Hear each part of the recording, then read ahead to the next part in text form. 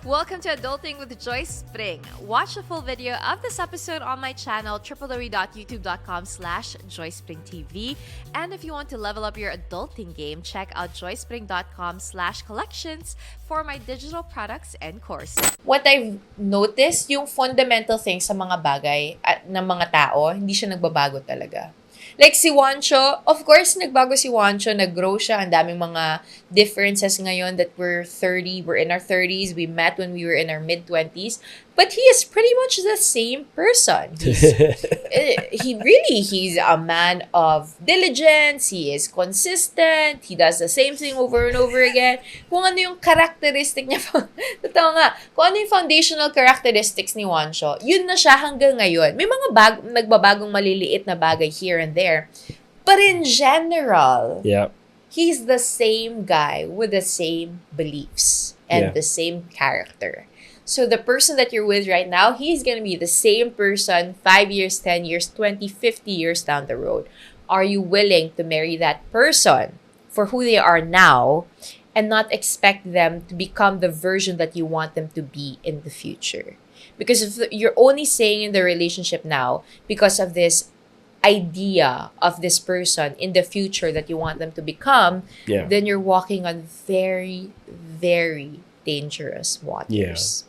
At saka unfair din sa boyfriend niya yun, diba? Unfair din siya. Kasi, you know, it's not to take away the values that he has built up in his life. I'm sure may sarili siyang trip eh. No, yun yung trip niya eh. Okay lang naman yun. To each his own. And it's unfair. You think about if the boot is in the other foot. If there is something foundational about you that he wants to change and he's waiting for you to change, wouldn't it feel conditional and unfair? So, yun, this is something to ponder on and to think about. Honestly, just from a girl's perspective, hindi talaga nagbabago mga lalaki. Tsaka anong problema sa mga Pilipino? Bakit ba gustong-gusto ng mga Pilipina ngayon maghanap ng ng foreigners? Yung mga Filipinos kasi hindi naman nagpo-pursue, kaya yung mahirap. Filipino apology?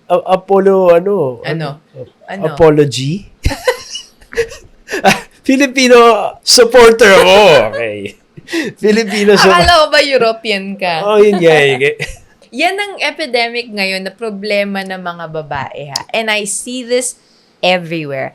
Beautiful, smart, incredible bachelorettes never finding good men because the good men are not willing to step up. Come on, guys! Takot yung mga lalaki. Takot lalo Filipinos.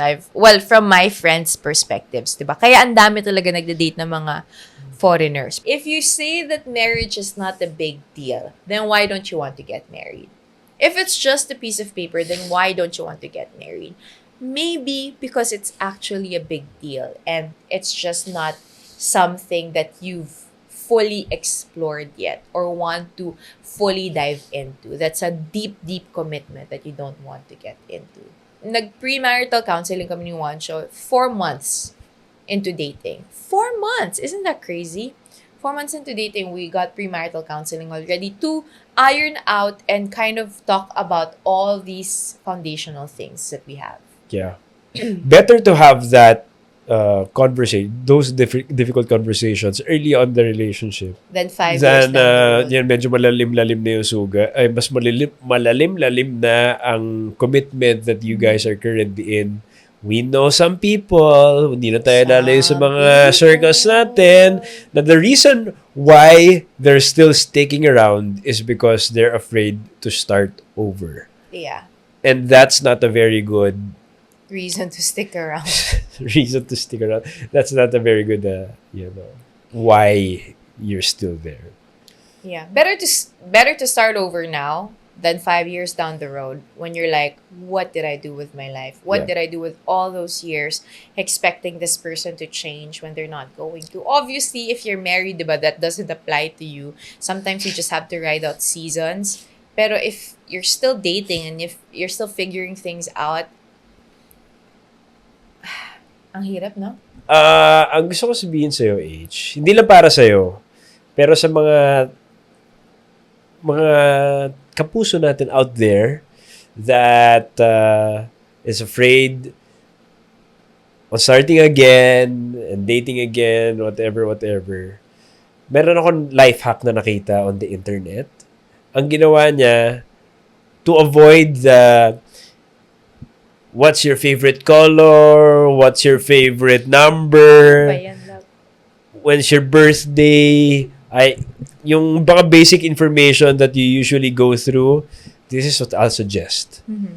Prepare a PDF. Tapos kapag, kunyari, may kinakausap ka na, here are the information that you need to know about me. If you have any questions or something, kind of interests you in the topic that we wrote there, please do let me know and then we'll talk about it.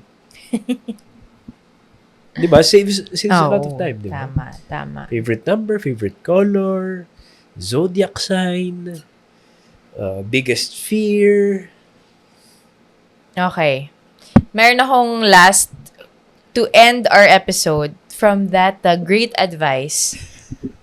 Whatever you choose, whether you stay in this relationship or set out to find a new one whilst getting that PDF ready, as our great philosopher Juancho has given advice you on, you have to realize that it's going to be hard to be vulnerable. It's going to be hard if you want to love. Yeah. That's it for this episode of the podcast. So be very careful who you marry. If this is not a cautionary tale enough for you, I don't know what will be. We'll see you on the next episode. Bye, guys. Paalam. That's it for this episode of Adulting with Joyce Pring. If you liked this podcast, please don't forget to use the hashtag Adulting with Joyce Pring and also check out www.joycepring.com for the show notes and tag me on social media with at Joyce Pring. I'll talk to you guys again soon. Paalam!